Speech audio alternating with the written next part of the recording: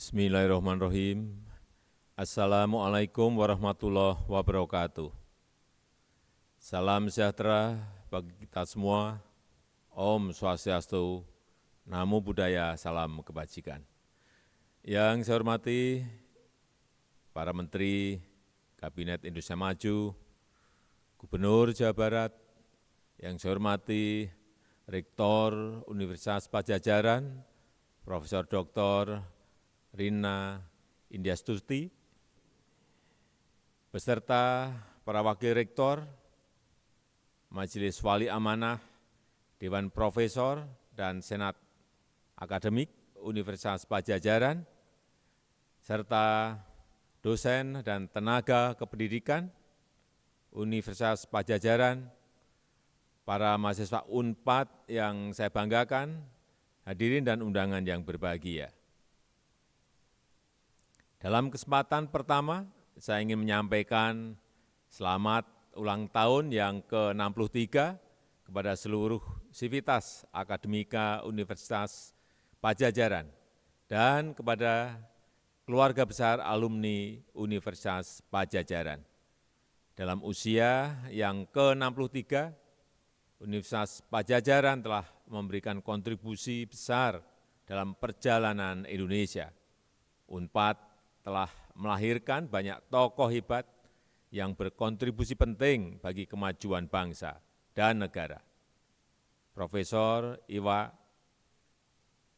Kusuma Sumantri, tokoh perjuangan kemerdekaan Indonesia yang beberapa kali dipercaya menjadi anggota kabinet di era Presiden Soekarno. Profesor Mukhtar Kusumaatmadja, diplomat hebat, Menteri Luar Negeri yang sangat disegani, dan masih banyak ratusan alumni hebat lainnya dengan nama besar di tingkat nasional dan internasional dari UNPAD.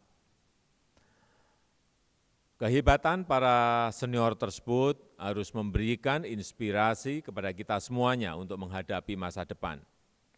Kita harus mempersiapkan diri dengan baik, harus meluaskan pandangan, melihat perkembangan dunia, mencermati dan beradaptasi dengan cepat, agar bisa menjadi bagian dan unggul dalam persaingan. Keluarga besar Universitas Padjadjaran yang saya hormati, saat ini kita sedang menghadapi tantangan yang sangat berat, Pandemi COVID-19 telah membawa kita dalam suasana yang belum pernah terjadi sebelumnya. 215 negara harus menghadapi permasalahan kesehatan dan permasalahan ekonomi yang sangat rumit, sangat rumit. Tidak ada satu negara pun yang mempunyai pengalaman untuk itu. Negara maju maupun negara berkembang sama-sama tidak siap menghadapi tantangan ini.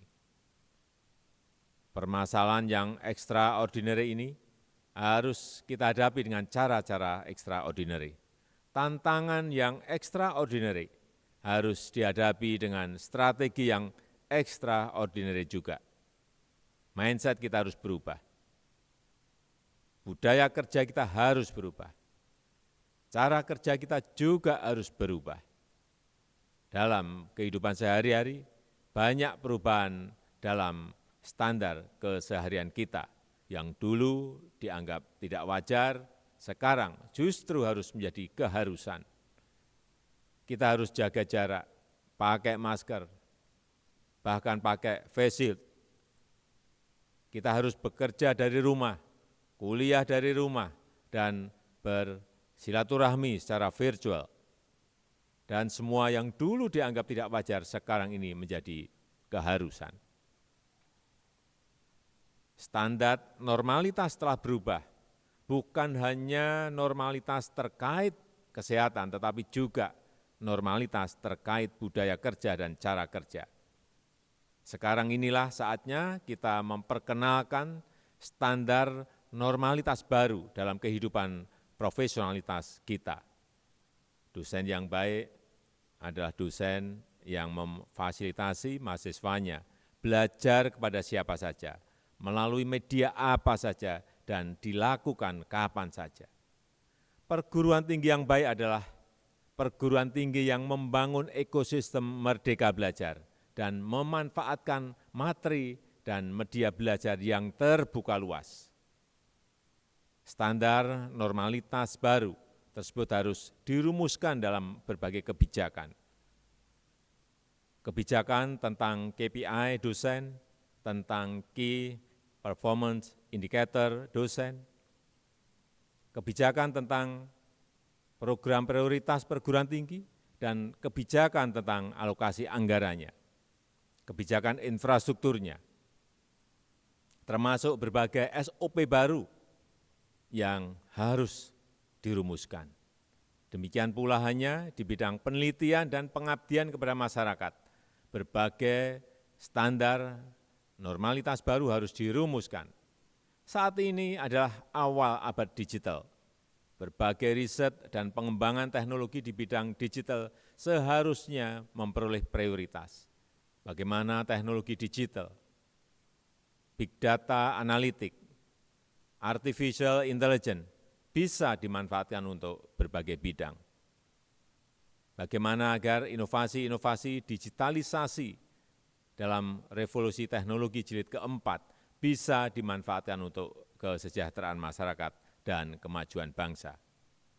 Bisa dimanfaatkan untuk pengembangan kemandirian pangan, untuk kemandirian energi, dan pengembangan kewirausahaan UMKM di berbagai sektor. Untuk itu, kita tidak boleh terjebak dalam rutinitas. Kita harus punya waktu, energi, dan keberanian untuk melakukan perubahan. Kita harus terus-menerus mengembangkan inovasi dengan memanfaatkan dan mengembangkan ilmu pengetahuan dan teknologi. Dengan nama besar, kemampuan dan jaringan yang sangat kuat, UNPAD mempunyai potensi besar memberikan kontribusi besar untuk melakukan banyak inovasi riset dalam pengembangan ilmu dan pengetahuan serta teknologi. Untuk melakukan inovasi pendidikan agar menghasilkan SDM unggul yang berkontribusi untuk Indonesia maju. Sekali lagi, selamat ulang tahun ke-63. Semoga pada usia yang ke-63 hari ini, UNPAD semakin berkontribusi untuk Indonesia maju. Terima kasih. Wassalamualaikum warahmatullahi wabarakatuh. Om Santi Santi Santi Om. Namo Buddhaya.